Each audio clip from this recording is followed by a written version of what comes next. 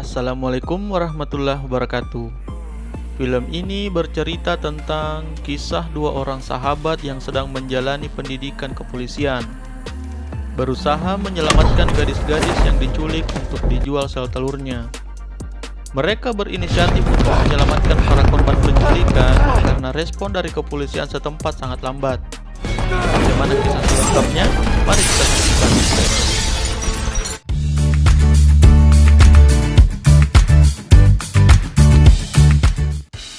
Film berawal di sebuah aula besar, di mana calon taruna kepolisian berkumpul dengan keluarga mereka sebelum mereka memasuki masa pelatihan militer.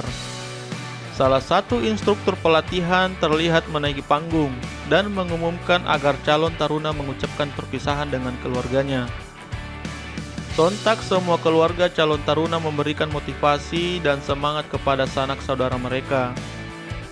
Ki-jun yang diperankan oleh Park Seo-joon terlihat diberi arahan dan kemudian diberi pelukan hangat oleh ibunya. Hyeol yang diperankan oleh Kang Han-eul juga akan dipeluk oleh ayahnya, namun ia menolak dan memilih pergi meninggalkan ayahnya. Sebelum para taruna meninggalkan aula, mereka diminta untuk hormat kepada seluruh keluarga mereka, yang kemudian disambut tepuk tangan yang meriah oleh keluarga mereka. Para taruna kemudian dicukur cepak. Ki-jun terlihat merayu si tukang cukur agar rambutnya tidak dipotong terlalu pendek. Hyeol yang melihatnya kemudian bergumam, lalu menggantikan Ki-jun yang selesai dicukur. Saat akan dicukur, Hyeol langsung menanyakan ke tukang cukur mengenai mesin cukur yang tidak dibersihkan terlebih dahulu. Si tukang cukur pun melanjutkan memotong rambut Hyeol sambil tersenyum. Kepribadian kedua orang ini memang berbeda. Ki-jun memiliki kekuatan fisik yang cukup bagus, namun lemah di ilmu pengetahuan. Sedangkan Hyeol merupakan anak yang pandai dan pembersih, namun tidak terlalu bagus kemampuan fisiknya. Ketika berkumpul di ruang kelas, para taruna diinformasikan bahwa mereka akan mengikuti pelatihan militer selama 2 minggu. Setelah itu, mereka terlihat membawa barang-barang mereka ke kamar yang telah disiapkan. Saat asyik ngobrol, terdengar pengumuman untuk segera melapor paling lambat 3 menit dan harus menggunakan seragam lengkap. Sontak mereka pun ketar-ketir memakai seragam, lalu berkumpul di lapangan. Hingga latihan fisik mereka pun dimulai. Tiba saat para taruna antri untuk mengambil makanan, Ki-jun meminta tambahan sosis karena merasa lauknya sedikit. Namun permintaannya ditolak. Sambil bergumam, Ki-jun lalu duduk di tempat kosong, tepat di depan Hyeol. Melihat Hyeol yang sudah selesai makan, namun tidak memakan sosisnya, kemudian mempertanyakan hal tersebut. Hyeol menjawab kalau sosis memiliki zat yang dapat menyebabkan kanker. Ki-jun pun langsung mengambil sosis Hyeol lalu memakannya. Hingga di penghujung pelatihan, mereka diberi tes lomba lari naik turun gunung. Siapapun yang berhasil berlari paling lambat dalam waktu 1 jam saja, maka akan diterima di akademi tersebut. Lomba lari pun dimulai. Di tengah perlombaan, Hyeol yang kemudian terjatuh dan kakinya terkilir, langsung meminta pertolongan kepada temannya yang lewat. Namun temannya itu hanya meminta maaf lalu meneruskan berlari. Tak lama berselang, Ki-jun datang. Hyeol lalu memanggilnya dan meminta pertolongan. Namun Ki-jun memilih meminta maaf lalu meneruskan berlari juga.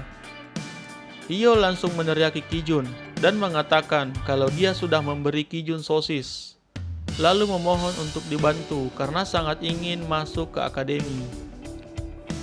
Ki-jun yang juga diimingi akan dibelikan daging panggang lezat, goda lalu menggendong Hyeol. Alhasil, mereka menjadi orang terakhir yang sampai di titik kumpul.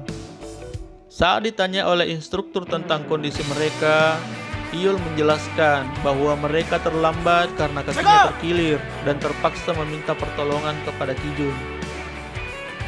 Instruktur mereka pun kesal dengan teman-temannya yang lain karena tidak menolong Hyol dan mementingkan diri sendiri. Lalu menyuruh mereka semua untuk mengulangi berlari naik turun gunung lagi. Sedangkan Kijun dan Hyol disuruh ke ruang medis. Mereka berdua pun mulai akrab. Mengetahui Hyol dari SMA unggulan, Kijun mempertanyakan kenapa Hyol tidak lanjut kuliah di kampus unggulan. Hyol mengatakan kalau dia ingin melakukan sesuatu yang unik, berbeda dengan teman-temannya yang semua masuk di kampus unggulan. Hyol lalu balik bertanya alasan Kijun masuk akademi. Kijun mengatakan kalau ibunya tidak memiliki cukup banyak uang, alias kurang mampu. Maka dari itu, dia masuk akademi yang biayanya ditanggung oleh negara. Setelah pelatihan militer selesai, para calon taruna mengucapkan sumpah janji di hadapan Presiden akademi. Alur cerita berlanjut ketika mereka telah mengikuti masa pendidikan selama 2 tahun.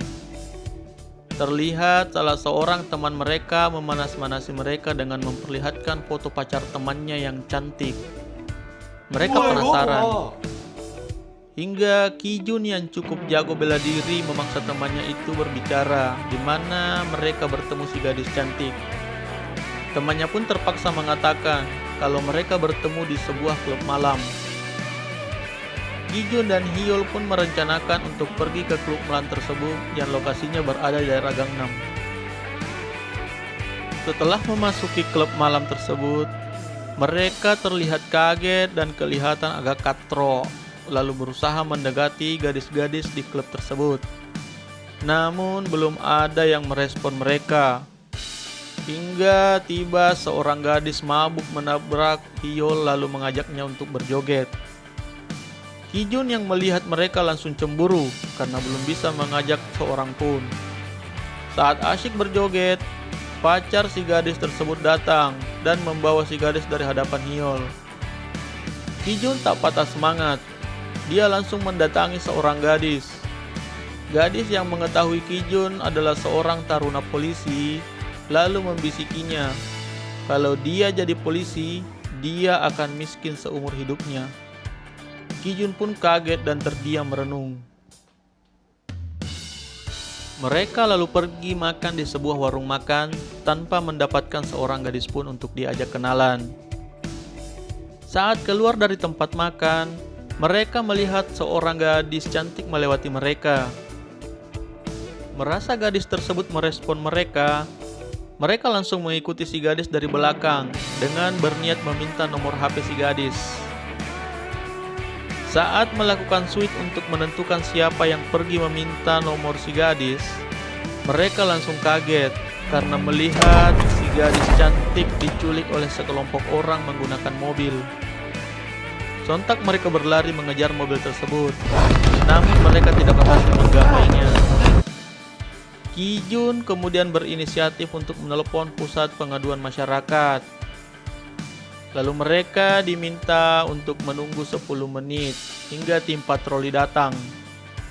Merasa ingin menghemat waktu, mereka memilih untuk menggunakan taksi langsung melaporkan kejadian tersebut di kantor polisi terdekat. Saat sampai di kantor polisi, terlihat para polisi sedang sibuk bergegas mencari cucu seorang pengusaha yang hilang sesuai perintah dari kepala polisi.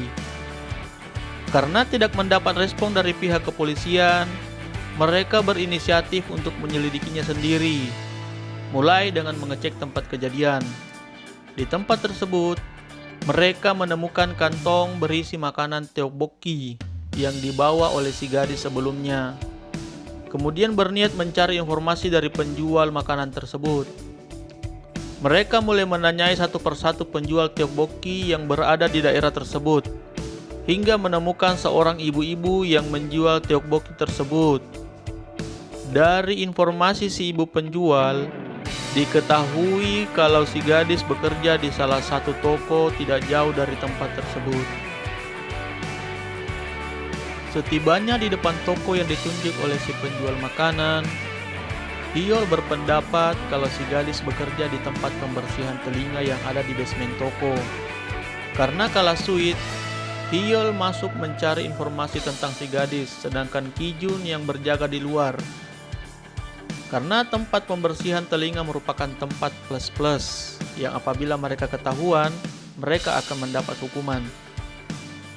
Ki-jun yang kemudian berjaga di seberang jalan sambil makan mie ramen, melihat dua orang petugas patroli akan memasuki basement toko. Kemudian datang mengejek si polisi lalu kabur. Ia berniat menjauhkan para polisi dari basement. Polisi yang terpengaruh lalu berlari mengejar Ki-jun. Hyol yang mulai merasa keenakan dibersihkan telinganya oleh seorang gadis seksi, kemudian menampar mukanya untuk menyadarkan diri, lalu meminta informasi tentang si gadis yang diculik dengan menceritakan ciri-ciri gadis tersebut. Diketahui, gadis tersebut bernama Yunjung, gadis yang kabur dari rumahnya dan memilih tinggal bersama pacarnya. Setelah mendapatkan nama dan alamat si gadis, mereka pun berlari mencari alamat tersebut. Saat mengetuk pintu, pacar Yunjung lalu membuka sedikit pintu dan menanyai perihal kedatangan mereka. Mengetahui mereka dari Akademi Kepolisian dan mencari info tentang Yunjung, pacar Yunjung langsung menutup dan mengunci pintu lalu kabur melalui jendela. Ki-jun dan Hyol pun langsung berpencar mencari sang pacar. Saat berada di salah satu parkiran mobil, Hyol langsung diserang menggunakan pisau oleh pacar Yunjung. Namun dapat menangkis serangan tersebut berkat ilmu bela diri yang ia pelajari di akademi. Mereka pun mulai menginterogasi si pacar. Setelah mengecek HP si pacar, diketahui kalau dia telah menjual Yunjung sebesar $1.000. Si pacar pun mengatakan, kelompok tersebut mengincar gadis-gadis yang lari dari rumahnya dan menginformasikan alamat kelompok tersebut dengan memperlihatkan kartu nama salah satu anggota kelompok yang bernama Gunho yang ada di dompet si pacar. Mereka pun pergi ke tempat kelompok penculik menggunakan taksi. Saat sampai di daerah tersebut, ternyata merupakan daerah mirip-mirip seperti pecinan, yaitu kawasan orang Korea Cina. Si sopir juga mengatakan, polisi pun takut berpatroli di daerah tersebut.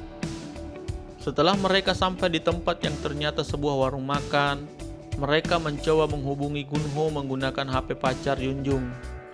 Diketahui Gunho adalah orang yang berada duduk tidak jauh dari tempat mereka menerima panggilan masuk dan berniat berbicara.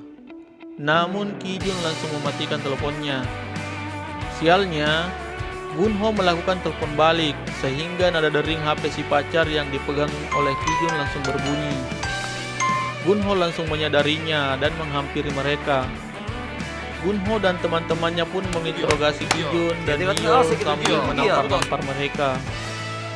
Habis kesabaran, mereka pun membalas membunuh kelompok penculik hingga terjadilah perkelahian yang cukup seru. Mereka akhirnya dapat mengalahkan kelompok penculik tersebut, lalu berniat menginterogasi Gunho dan membawanya untuk meminta ditunjukkan jalan menuju tempat disembunyikannya Yunjung. Saat mereka sampai di tempat persembunyian, ternyata cukup banyak gadis yang telah diculik. Ki-jun pun langsung menanyai Gunho perihal tersebut. Gunho mengatakan kalau mereka akan mengambil sel teror dari para gadis yang telah diculik. Para kawanan penculik yang mengetahui Gunho dibawa ke tempat persembunyian langsung pergi ke tempat tersebut. Ki-jun dan Hyol yang menemukan Yunjung dalam keadaan demam dan terdapat darah di celananya, kemudian mengangkat dan membawanya keluar dari tempat tersebut. Namun sial bagi mereka, kawanan penculik berhasil menghadang mereka. Hyol kemudian menghalangi kawanan penculik dan menyuruh Ki-jun pergi membawa Yunjung. Namun jalan yang ditelusuri oleh Ki-jun ternyata jalan buntu. Hyol yang juga kemudian berhasil dihajar oleh salah satu anggota penculik langsung terkapar kesakitan. Ki-jun yang berniat membunuh Hyol malah mendapat pukulan dari penculik. Hingga akhirnya mereka digantung menggunakan tali. Hyol yang lebih dulu tersadar kemudian menyadarkan Kijun menggunakan air liurnya. Lumayan menjijikan ya. Kijun yang memiliki kemampuan fisik cukup baik lalu berusaha melepaskan tali yang mengikatnya dengan gantungan besi. Setelah berhasil, ia langsung membebaskan Hyol, lalu berusaha kabur dengan cara mengendap-endap melewati para penculik yang sedang tertidur. Namun tak lama, alarm jam tangan Kijun berbunyi dan sontak membangunkan para penculik. Mereka pun langsung berlari dari tempat tersebut. Para penculik yang terbangun langsung mengejar mereka. Namun mereka berhasil lolos dan sampai di kantor polisi. Para penculik itu pun segera pergi dan memindahkan para gadis ke tempat yang baru. Kijun dan Hyol yang saat melapor dengan menggebu-gebu tidak mendapat respon setimpal dari polisi yang bertugas. Si polisi memilih mengikuti prosedur yang berlaku dan tentunya proses administrasinya cukup lama. Lalu kemudian si polisi terlihat menembak mereka dengan pistol kejut listrik karena mereka dianggap melawan dan membuat laporan palsu. Salah satu petinggi akademi yang bernama Prof Yang melihat ada panggilan masuk, kemudian mendatangi kantor polisi tersebut dan membebaskan mereka. Mereka kemudian mengajak Prof Yang untuk melihat lokasi persembunyian penculik. Namun mereka hanya mendapat jejak para gadis. Prof Yang kemudian berniat akan melaporkan kasus tersebut ke unit investigasi regional. Namun memerlukan waktu setidaknya 2 minggu setelah pelaporan baru akan diproses, karena unit tersebut memiliki jadwal tersendiri. Prof Yang pun menyuruh mereka untuk pulang ke akademi, karena jika mereka ketahuan menyelidiki kasus ini, mereka akan dikeluarkan. Tak patah semangat, mereka kemudian menghubungi seorang polisi wanita unit CCTV kenalan mereka dan meminta tolong untuk melacak mobil si penculik.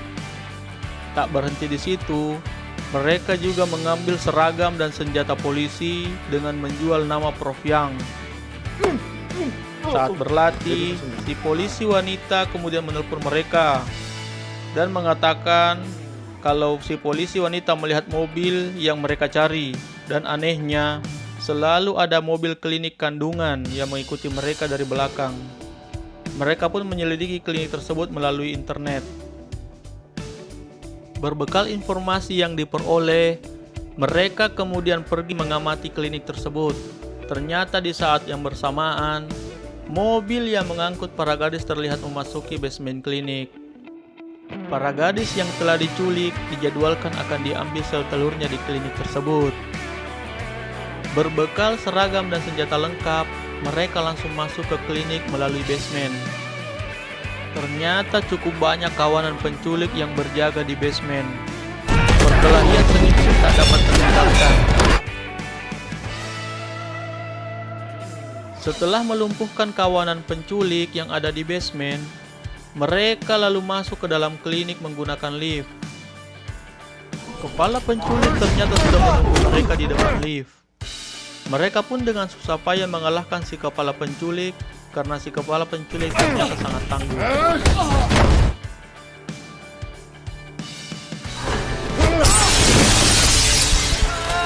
Setelah mendapatkan gadis-gadis yang akan diambil sel telurnya, mereka lalu menghubungi Prof Yang. Kemudian para polisi pun datang. Hasil rapat penentuan nasib Kijun dan Hyol menyatakan kalau mereka tidak jadi dikeluarkan, namun akan mengulang pendidikan 1 tahun lagi, serta 500 jam kerja bakti. Di akhir cerita, saat mereka menjalani hukuman kerja bakti, Yunjung terlihat datang lalu memeluk mereka untuk mengucapkan terima kasih. Mereka lalu mengajak Yunjung untuk melihat-lihat gedung akademi tempat mereka belajar. Demikian alur cerita film yang berjudul Midnight Runner. Terima kasih telah menonton review film ini. Harap subscribe dan tekan tanda lonceng untuk mengetahui update cerita lainnya. Wassalam.